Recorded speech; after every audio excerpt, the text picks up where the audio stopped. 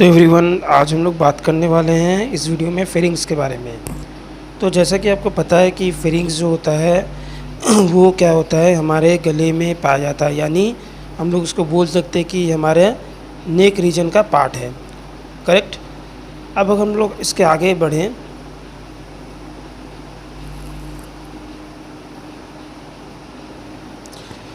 तो हम लोग देख पा रहे हैं जो फेरिंग्स होता है ये क्या होता है, common to both respiratory and digestive system. तो ये क्या होता है कि हमारे जो भी रेस्पिरेटरी सिस्टम होता है, यानी जो हम लोग सांस लेते हैं, और जो डाइजेशन यानी जो हम लोग जो भी हम लोग खाना खाते हैं, ये दोनों से ही मिलके बना होता है। मतलब ये खाना भी यहाँ से जा सकता है और यहाँ से हम लोग हवा भी एंट्री करवाते हैं, यानी ऑक्सीजन भी यहाँ से पास करता है।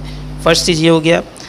अब दूसरा चीज़ क्या है, ये फनिल शेप पैसेज है। मतलब इसका जो शेप अगर हम लोग देखेंगे तो ये फनिल शेप है। जैसे फनिल होता है ना, कुप्पी होता है ना, उस आकार का होता है। लेंथ की बात करें तो ये 12.5 सेंटीमीटर होता है। तो अगर हम लोग बात करें, ये है हमारा जो हेड एंड नेक वाला रीजन है, इसमें हम लोग देख पा रहे हैं कि यहाँ से यहाँ तक ये फनल टाइप का हम लोग को क्या दिख रहा है, फेरिंग्स दिख रहा है। यहाँ पर हम लोग देख पा रहे हैं कि ये है नेसल कैविटी और ये है हम लोग का बकल कैविटी। तो नेसल कैविटी से और बकल कैविटी दोनों ही जाके मिल जाते हैं। बकल कैविटी खाना लेके, नेसल कैविटी हवा लेके। अब यहाँ पर हम लोग जब देख रहे हैं कि नेसल कैविटी के पास वाला जो फेरिंग्स का जो हिस्सा है उसको हम लोग क्या बोल रहे हैं, एनपी यानी नेसो फेरिंग्स बोल रहे हैं। उसी तरह से हम लोग का जो मुंह, जो ओरल वाला पार्ट है, उसके पास में जो हम लोग का फेरिंग्स है उसको हम लोग क्या बोल रहे हैं, ओरोफेरिंग्स। उसी तरह से ये जो हम लोग देख रहे हैं इसको हम लोग क्या बोलेंगे, हाइपोफेरिंग्स। मतलब ये नीचे वाला पार्ट है, या लैरिंजोफेरिंग्स, क्योंकि ये लैरिंग्स स्टार्ट होता है इसलिए लैरिंजोफेरिंग्स भी हम लोग इसको बोलेंगे। अब जहाँ पर हम लोग देख रहे हैं ये ओरोफेरिंग्स जो है, ओरोफेरिंग्स और लैरिंगोफेरिंग्स के बीच में एक एपिग्लॉटिस होता है, एक क्वेटिव होता है, एक मतलब ग्लॉटिस होता है। उसको, उसका कवरिंग को हम लोग क्या बोलते हैं, एपिग्लॉटिस बोलते हैं। यानी हम लोग नीचे जाने के बाद ये जो लैरिंगोफेरिंग्स जो हम लोग देख रहे हैं, इसके नीचे में दो पार्ट है। एक है लैरिंग्स का हिस्सा होता है और एक ईसोफेगस का होता है। ईसोफेगस को हम लोग फुट पाइप बोलते हैं, जो कि गले के पीछे वाले हिस्से में रहता है, और गले के सामने वाले जो हिस्सा में हम लोग देख पाते हैं वहाँ पर हम लोग का क्या रहता है, उस जगह पे हम लोग का प्रेजेंट रहता है हमारा लैरिंग्स, जो कि ओनली हवा को कैरी करता है। और जो हम लोग का ईसोफेगस है वो ओनली क्या करता है, वो हमारे फूड को कैरी करता है। इतना समझ में आया।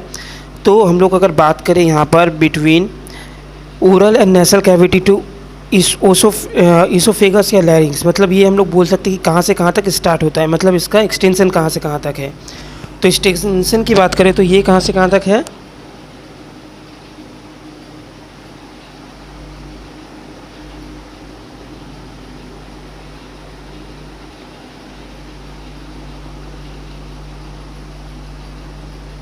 एक। तो अगर हम लोग यहाँ पर बात करें कि जो हमारा एक्सटेंशन है वो मैंने बता दिया कि ये ओरल या नेसल कैविटी स्टार्ट होकर ये ईसोफेगस तक और लैरिंग्स तक जाता है। अब अगर इसकी लोकेशन की बात करें तो लोकेशन वही होगा, ये बिगिन होता है बेस ऑफ द स्कल। ये जो हमारा स्कल है इसके बेस मतलब ये बेस से स्टार्ट होता है और एंड कहाँ होता है, सिक्स्थ सर्वाइकल वर्टिब्रा।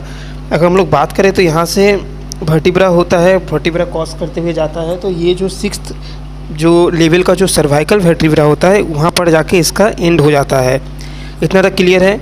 अब अगर हम लोग आगे की बात करें तो यहाँ पर हम लोग ये देखेंगे कि जो इसका पार्ट्स होते हैं, यानी जो पार्ट्स हम लोग देख रहे हैं, जो नेसोफेरिंग्स, ओरोफेरिंग्स और जो लैरिंगोफेरिंग्स होता है, तो नेसोफेरिंग्स जो होता है ये कहाँ होता है, तो बिहाइंड द नेसल कैविटी। ये ठीक नेसल कैविटी के पीछे होता है और इसका काम क्या है, रेस्पिरेशन। इसका मेन फंक्शन है कि रेस्पिरेशन। इसके अलावा क्या करता है, कनेक्टेड विद द ओरोफेरिंग्स, मतलब ये क्या करता है, ये ओरोफेरिंग्स से कनेक्ट होता है जाकर बाय द अस्थमस। एक अस्थमस के हेल्प से क्या होता है, ये कनेक्ट हो जाता है विद द ओरोफेरिंग्स। तो ये नेसल कैविटी को ओरोफेरिंग्स से जोड़ता है बेसिकली। अब ओरोफेरिंग्स जो होता है ये क्या करता है, ये जो हम लोग देखें नेसल फेरिंग्स मतलब नेसोफेरिंग्स होता है, ये ओनली एयर को कंडक्ट करवाता है, इसमें किसी भी तरह का फूड कंडक्ट नहीं होता है। लेकिन ओरोफेरिंग्स और लैरिंगोफेरिंग्स ये दोनों में फूड और एयर दोनों ही कंडक्ट होते हैं। यहाँ पर जो ओरोफेरिंग्स होता है ये बिहाइंड द हम लोग का ओरल कैविटी होता है, इसी से नाम आया ओरोफेरिंग्स। ये located between soft palate and epiglottis. तो ये एपिग्लोटिस और सॉफ्ट पैलेट के बीच में ये उपस्थित होता है, क्योंकि हम लोग जानते हैं कि उसके नीचे में क्या है, लैरिंगोफेरिंग्स है। तो ये सॉफ्ट पैलेट जो होता है हम लोग का पीछे होता है, मतलब हम लोग का हार्ड पैलेट जो होता है हमारा, ये मुंह के जो ऊपर का हिस्सा, जीभ के ऊपर का जो हिस्सा होता है उसको हम लोग हार्ड पैलेट बोलते हैं, और जहाँ पर वो मूव करता है उसको हम लोग सॉफ्ट पैलेट बोलते हैं। तो सॉफ्ट पैलेट और एपिग्लोटिस के बीच में ये प्रेजेंट रहता है। नेक्स्ट जो लैरिंगोफेरिंग्स होता है, ये क्या होता है, ये लोअर मोस्ट पार्ट है, मतलब ये इस फेरिंग्स का लोअर मोस्ट पार्ट है जो कि बिहाइंड द लैरिंग्स होगा, लैरिंग्स के पीछे साइड में होगा। मोस्ट डिस्टल पार्ट, ये सबसे डिस्टल पार्ट होगा। डिस्टल मतलब सबसे दूर का, सबसे लास्ट का पार्ट होगा, जो कि लोकेटेड होता है between the epiglottis and C6, मतलब ये एपिग्लोटिस और C6 के बीच में प्रेजेंट होगा। ठीक है, मतलब एपिग्लोटिस तो आपको पता ही है कि जैसे एपिग्लोटिस में वो जाके ख़त्म हो रहा है ओरोफ्रिंक्स, उसके बाद से स्टार्ट हो रहा है जो कि C6 वर्टिब्रा तक जाता है। ठीक है, अब ये उस जो ओरोफेरिंग्स होता है वो इस मतलब इसके नीचे में अगर हम लोग इसके इन्फेरियरली देखें तो ईसोफेगस बिलो प्रेजेंट होता है। तो ये हो गया हम लोग का C6 वर्टिब्रा, और यहाँ पर पूरा वो स्ट्रक्चर रहता है हम लोग का, ये लाइन से आते हुए नीचे हम लोग को दिखने में मिल रहा है। अब अगर हम लोग बात करें कि इसका वॉल्स का फेरिंग्स का वॉल्स क्या क्या होता है, किस चीज़ से बना होता है, तो हम लोग जानते हैं कि ये म्यूकोसा, सब म्यूकोसा से बने होते हैं। इसके अलावा मिडिल लेयर से बने होते हैं जो कि इनवॉलंट्री होते हैं और एक वॉलंट्री भी होते हैं। तो जो इनवॉलंट्री मसल होते हैं वो बाहर में होते हैं, इसमें कॉन्स्ट्रिक्शन पाया जाता है जिसमें superior constriction, middle constriction and inferior constriction. ये जो हम लोग को दिख रहा है ये कॉन्स्ट्रिक्शन है, एक्चुअली ये सुपीरियर कंस्ट्रिक्शन है, मिडिल कंस्ट्रिक्शन है, इन्फीरियर कंस्ट्रिक्शन। ये कहाँ होता है, ये हमारे पाए जाते हैं इनवॉलंट्री मसल में, मतलब जो मिडिल लेयर होते हैं। और एक इनवॉलंट्री, मतलब ये तो इनवॉलंट्री होता है, और एक होता है वॉलंट्री जो कि स्वेलिंग में हेल्प करता है। मतलब ये जो चीज़ होता है ये इनवॉलंट्री होते हैं जो कि इन्वॉल्व इन स्वेलिंग, मतलब ये जो कॉन्स्ट्रिक्टर होता है हमारे खाने को स्वेल करने में हेल्प करता है, मतलब स्वेलो करने में हेल्प करता है। बात करें म्यूकोसा, सब म्यूकोसा के बारे में, तो म्यूकोसा जो होता है ये इनर मोस्ट स्टैटिफाइज स्क्वेमस एपिथेलियम है, मतलब ये सबसे अंदर का हिस्सा होगा जो कि इनर मोस्ट है और स्टैटिफाइड स्क्वेमस एपिथेलियम का बना होता है। सब म्यूकोसा की बात करें तो ये मिडिल लेयर है जो कि कनेक्टिव टिश्यू की तरह काम करता है, और ये ब्लड वेसल्स, लिम्फ और नर्व इसी में रहता है। तो क्या मैंने बताया, सबसे पहले म्यूकोसा जो सबसे इनर मोस्ट लेयर होता है जो स्ट्रेटिफाइड स्क्वेमस एपिथेलियम का बना होता है। सब म्यूकोसा जो कि मिडिल लेयर होता है और ये कनेक्टिव टिश्यू के कैरी करता है जिसमें ब्लड वेसल्स, लिम्फ वेसल्स और नर्व्स आते हैं। नेक्स्ट है मिडिल लेयर। मिडिल लेयर जो होते हैं वो इनवॉलंट्री मसल्स होते हैं और उसमें 3 कंस्ट्रिक्टर पाए जाते हैं, जो सुपीरियर कंस्ट्रिक्टर है, मिडिल कंस्ट्रिक्टर और इन्फीरियर कंस्ट्रिक्टर है, जो कि इन्वॉल्व करते हैं स्वेलिंग में, फूड को स्वेल करने में हेल्प करते हैं। क्लियर है, थैंक यू फॉर। अच्छा ये वाला नहीं दिखा था ना यहाँ पर, कनेक्टिव टिश्यू फॉर ब्लड ये होते हैं।